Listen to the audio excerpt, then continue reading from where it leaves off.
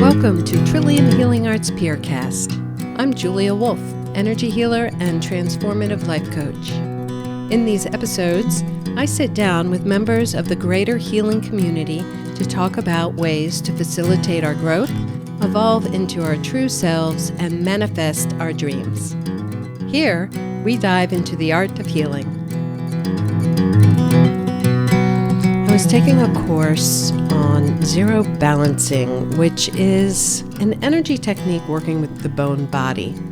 Anyway, I was taking this course and I was the fortunate one to be able to be the model for the end of the class and the instructor doing a full session on. I was on the table, and a lot of the time would be quiet, as energy work is, but as an instructor, she periodically would mention what she was feeling, what she was sensing, and what she was noticing and how I was responding to the session. She had placed her hands on an area which she had assessed as having some dense energy, and she held what we call the fulcrum and waited for something to happen in the body, for a release to happen. And she noticed that my eyes were fluttering. My eyes were in a REM pattern. And she said to the class that there was rapid eye movement happening with me, and that was a sign that energy had passed, and she let go of the fulcrum. I had noticed that I had this eye movement, and I had noticed that I had had it happen a couple of times earlier in the session. So after the half-hour session, I looked at her and I said, "Are you familiar with EMDR therapy?" And she said, "Yeah, a little." And I said, "I noticed that I had this rapid eye movement, and after my rapid eye movement went away, you would release the fulcrum." And it made me think of EMDR therapy. And she said, "That's a very interesting correlation." And a working sign from her perspective is a sign that she sees in the client's body that indicates, and it in her mind and in her experience also correlates with what she feels in her hands. And it's a sign that whatever it was that was being held in the bone body in that place is moving. And then she would let it go and then give me a few moments to process and integrate before moving on to the next place in the body. So since that time, I have been really curious about my work in the shamanic realm, my work in energy healing, and my work in transformative life coaching in general, and the correlation between EMDR and this rapid eye movement. And as it turns out, EMDR has had a significant amount of research with PTSD, post-traumatic stress disorder. So there's a lot of research out there about what this eye movement is and what it's all about. And I have with me here today Cecilia Teal, who is a retired psychotherapist and social worker with a background in EMDR. And we're going to talk about the correlation between processing and overall health. Cecilia, thank you so much for joining me today. It's so great to see you. You're welcome, and thank you for inviting me. I'm really excited about this. EMDR therapy was developed by a woman named Francine Shapiro. And like I've already mentioned in my introduction, Francine has done a lot of research on EMDR and has made many speculations about how and why it works so amazingly well. Can you tell me and the audience about EMDR? Sure, I'd be happy to. So, like Julia said, EMDR was developed by a woman named Francine Shapiro, and it was really by accident that she discovered this. She had had a bad experience, an upsetting experience in her office, and she went for a walk because she needed to clear her head. And as she was walking, she noticed that she wasn't upset anymore. And she was really curious about that. So she intentionally put herself back into that space where she was upset and started walking again and was really paying attention to her physical body and what was going on as she walked. And she noticed there were a lot of things going on, some dappled light and things, but the main point is that she noticed that her eyes were shifting back and forth, and then suddenly she wouldn't be upset anymore. And so she repeated that several times because she wanted to make sure it wasn't an accident and just a coincidence. And she got very excited about it because it repeatedly happened that she would be upset, she would move her eyes, and the feeling would be gone. So she went back into her office, got talking to her colleagues, and so they started practicing on themselves, as is typically the case with a lot of folks developing new processes. And they all agreed that there is something to this. And so it built from there. And one of the things that she did was she figured out, that people have a hard time, she and her colleagues had a hard time moving their eyes consistently for a period of time on their own. So she started helping people with moving her fingers in front of their face back and forth to help them follow her fingers and keep that eye movement going. And so then she decided, who can I work with on this? And she decided the veterans, particularly Vietnam veterans who had been through all sorts of different types of therapy and who were still struggling. And so she went to a veterans office and she asked for volunteers, and many of them were, why should we bother? Nothing else has ever worked. But a couple said, well, nothing else has worked, but I might as well give it a shot. And so they did. And they had some remarkable results from that, where those wartime traumas, that PTSD, all the nightmares they were having, the anxiety they were having, the hallucinations or feeling like they were back in that space again, went away. Like mostly went away, and then a few more sessions all the way went away. And she actually went back a year later and talked with the same people, and they were still symptom-free. And their whole lives had improved as a result of it. That's really remarkable. It is. And from what I understand from Francine's story and the history of EMDR therapy, and because she was working with war veterans, she was able to tap into some significant research funding in order to do some of the best research on a technique used in psychotherapy that I can think of anyway. Right. And because it was so remarkable, the results, it's led to a lot more funding. And it turns out that this is one of the most researched mental health treatment modalities there is, because of how remarkable it is. That's really amazing. Julia, may I interrupt you for a moment? It Absolutely. Just dawned on me that we've never defined what EMDR means.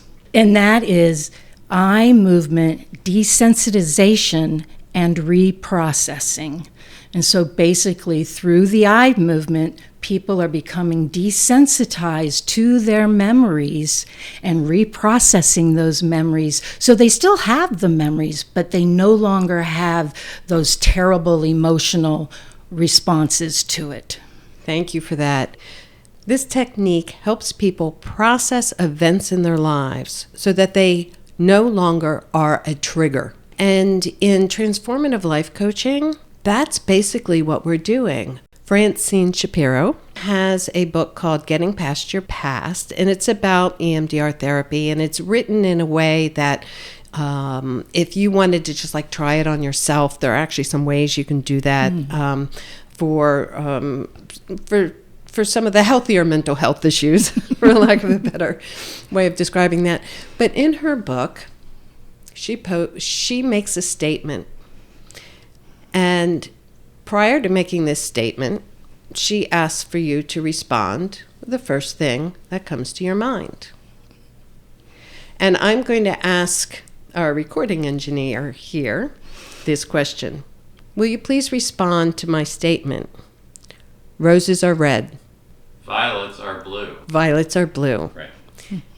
Now, we know where that comes from. This is a childhood rhyme, nursery rhyme, okay? He didn't even have to think of it. I say roses are red, and he's like, "Oh, and he's like, violets are blue?" Like, okay. I triggered a response in him. Now, if he had never heard the nursery rhyme, he may have said, "But my roses are yellow." That's right. Or he may have said, "All roses aren't red." You know, or he may have said, "Fire engines are red." Right? But I was able to trigger him because he had made an association early in his life at a very impressionable age that roses are red, violets are blue. Right. So, this is what we're tapping into when it comes to transformative life coaching, when it comes to energy healing, when it comes to EMDR therapy, is we're looking for those underlying triggers that are often deep in our histories, because a lot of our identity is developed when we're a child, and we receive messages about who we are. So sometimes those emotions or memories, those triggers, are really deeply seated in our history. Yes, they are. And most of them are pretty innocuous. It's not like being triggered into returning to the battlefield in Vietnam. Fortunately, most of us don't have significant trauma in our lives, but many of us do. I wrote an essay on big T, little t, what begins with T. And, there are the big T's in our lives, the big traumas, the major car accident, the sexual abuse, the war. And then there are the many, many, many, many, many micro traumas. Feeling humiliated in the classroom because in front of the whole class, when the teacher asked, "What's 9 times 2?" you said 43. And the whole class snickered and laughed, Right. And so somewhere that was buried somewhere. And so later in life, when somebody, says I'm not good with numbers, I go right back into that feeling humiliated place without even knowing it. It's so subtle. Right. So subtle. Cecilia, can you say what the process is for EMDR? Yeah, so basically it's there's a lot of history taking, and so just the client wants to explain about their childhood and things that they've experienced, and then the next step is they do a guided meditation, and the purpose is to identify and create a safe space so that if during the process the process of EMDR is triggering really big emotions, then they have a way to get to a place in their minds that is safe, so they can calm themselves down and then either stop for the day or continue on depending on the circumstances. So after the guided meditation, they start identifying messages they've received about themselves and the associated memories of those messages. And we really try to reach back in time. So was that really the first time you felt that way? Can you think of any other times you felt that way? And go back as far as you can through active memory, identifying the negative beliefs that we've developed about ourselves because of that event, and then also the emotions and where we feel all of that in our bodies, the bodily sensations. Once all that is done, we can begin the actual EMDR, the eye movement processing. And so they do the eye movement processing, and they come and they evaluate, and they do it some more and discuss it. And eventually, through this process, the physiological and emotional ties to the memory tend to decrease, and a lot of times simply go away. It might take more than one time before they completely go away. Some people, it's miraculous, and one session is enough. Most people need more than that because there are other things that come up through this process that they learn, oh, there's something else I need to work on. So they might resolve this one thing, but something else has been revealed to them and they need to work on other things too. So then they close down. After they've done the work, they've closed down the session, and there's usually some homework associated with they're instructed to think about the event and explore how they feel about it, or do a writing activity. There's different types of homework that we would ask them to do depending on the session.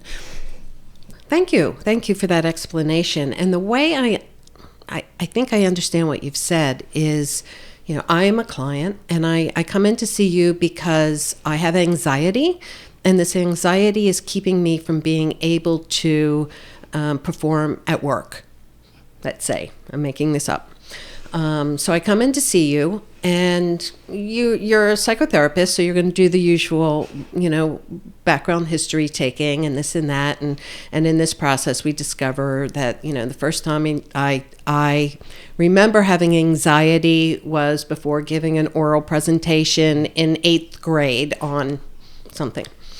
And so we've identified that. And we've identified that it makes me feel like I have butterflies in my stomach and that I feel stupid. So then you take me on a guided journey into a beautiful place, and I take myself to the beach I grew up going to, where I always had fun, and I love the sound of the seagulls and the surf, and I'm happy there. And you say, okay, that's your safe place.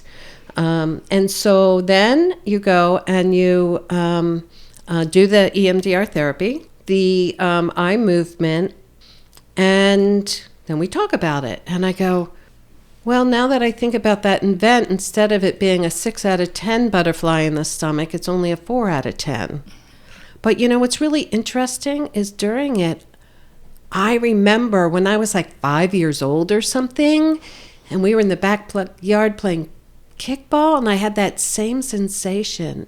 And we would do that again, right? We would say, okay, well, let's go to the 5-year-old. Here we go. And then it's like, oh, no. And so we go through all of this, and then we talk about it. It's like, oh, well, this stems back to way down with this, whatever situation. You give me my homework, and I come back next week. Mm-hmm. That's right. So I see an amazing correlation with transformative work. And I'll use one of my transformative retreats as an example. Okay. So my first goal is to find out why everybody is here. What brings you here today, now, at this point in your life? And then I work to create a safe container with all the participants in the retreat. We establish some guidelines, we establish, a commitment to confidentiality. We get to know each other a little bit through some fun exercises, and so we now have this safe place. We become the safe place. And then the next phase of EMDR therapy is really identifying what is associated with our problem. And in a transformative workshop, I call that diving below the ego line, diving deep. And, so I will set up these activities that people go through. It might be a breathwork session. It might be some forest bathing. It might be a guided drumming journey. Whatever it is, to go back farther in time, and something will crop up in all of these individuals, something more to work with. And so what we're doing in the beginning when we tell our story and we state our intention, we're then developing our intention as we go on, as we bring up just a little bit more and we start making sense of some of these old things buried within ourselves. And then there's the integration phase where everybody gets to look at everything that came up for them and figure out how to integrate that into their lives. And we do that through some more little exercises and that kind of thing. So it really seems like EMDR and transformative work is clarify intention, rinse and repeat. Yes, basically that's true. And one thing I know from your retreats is that at the very end, there's homework. Yes, there is. Yes, there is.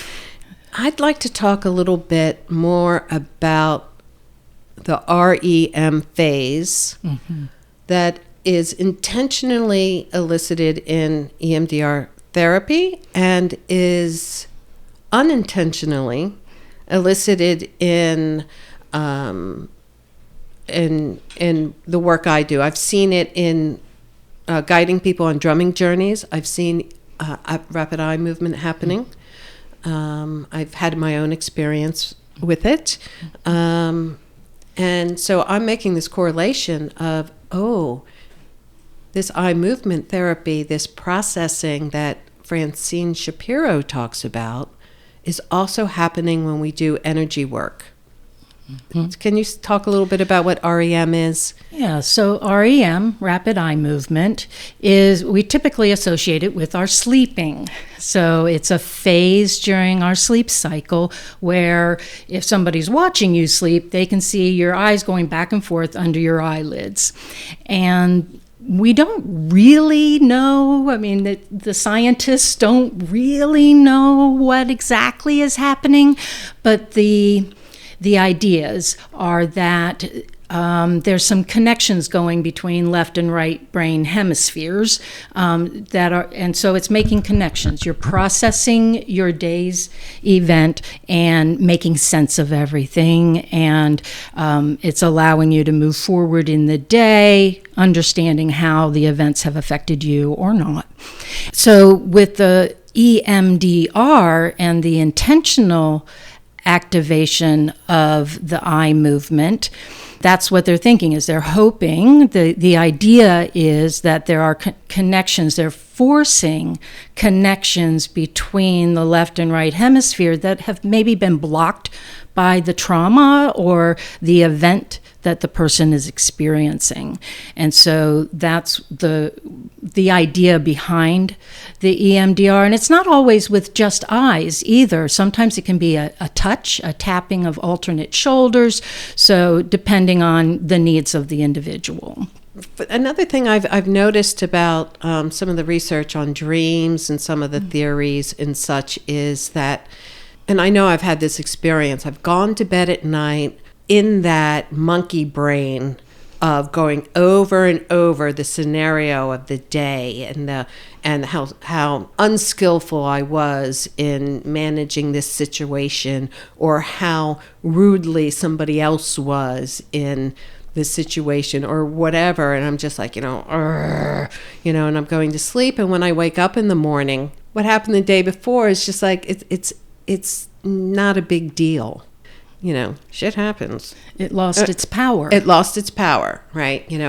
And the theory being that at night, in my dream process and in the sleep cycle, I was processing everything. And so I could see it for what it was, like stepping out 1 degree of separation almost, and making sense of events. That's my understanding of what the dream researchers believe is happening with EMDR therapy. Now let's flash forward to the woman who comes in, just feeling like she's just plain and simply not a good mother. Well, when you go back in time to the 6 weeks she was getting no sleep, not because she was a bad mother, but because she had a baby. Right. Just think of all those opportunities that she missed in order to process things, to make sense of it. Yes, exactly. Because when your sleep is disruptive, you don't go through all the cycles. And so that's an excellent example. A sleep-deprived mother is not going to have that natural opportunity for processing that happens for us when we go through all the cycles of sleep. Exactly. And it doesn't necessarily have to be associated with the reason why she's not sleeping. So that same woman, instead of years later feeling like she's just plain simply not a good mother, at that time, those 6 weeks period, something else could have been going on in her life at work or other requirements or other issues, in life that she's not able to process because she wasn't sleeping. Right. Right. So we go through a shamanic journeying weekend or a transformative retreat or EMDR therapy, and we come out saying, yeah, roses are red. It happens. This happened in my life, but I now have a different perspective. I've also noticed that poppies are red too. And, and so I have this place I can now walk into the world without being triggered by what used to trigger me. Yes. A really good example of that with EMDR in Francine Shapiro's work. She used an example where this Vietnam veteran could not think of Vietnam at all without having PTSD symptoms. And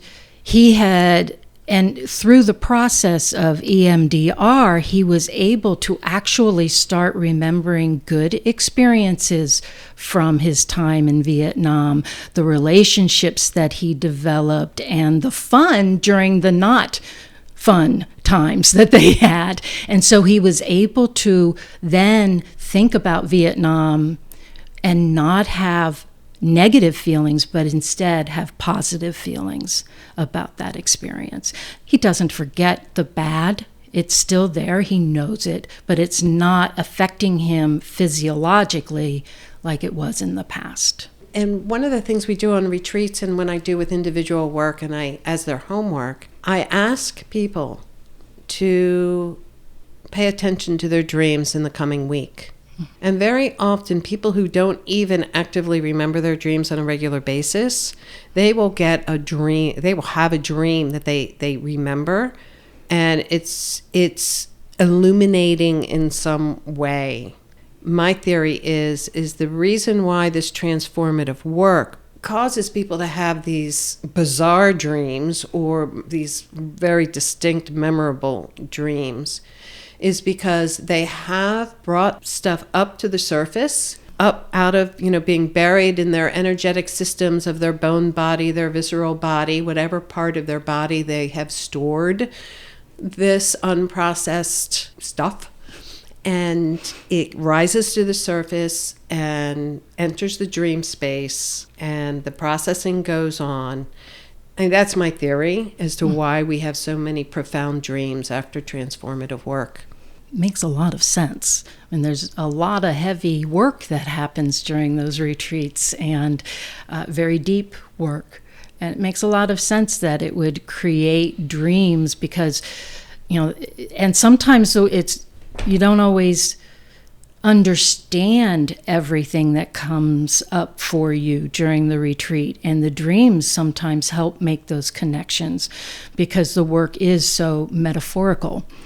Very metaphorical, and even if we don't understand what the dream was trying to tell us, it's an indication that in our sleep we are processing the metaphorical information or true memories that surfaced during the transformative exercises, and that in our dream state we started processing.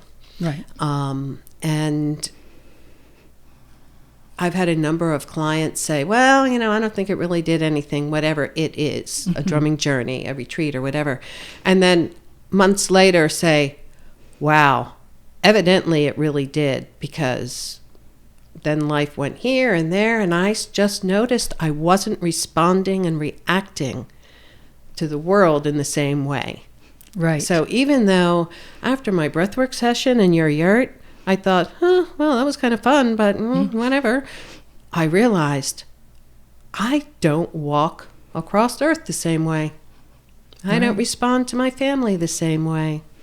Right. We need time to process. Absolutely. And that's the importance of sleep. And a lot of people don't get enough of it. Yes. Well, Cecilia, this has been a very stimulating conversation. Thank you so much for having this with me. I am so often curious about these correlations I see between, what we're seeing in science and what I'm seeing in my small little practice here. And just thank you so much for sharing this time with me. If you want more information about this episode, visit us on the web at theyurt@trillium.com and click on the Peercast tab. A special thanks to Steve Devoni for the production of this Peercast. Thank you for joining me, and may our paths cross again.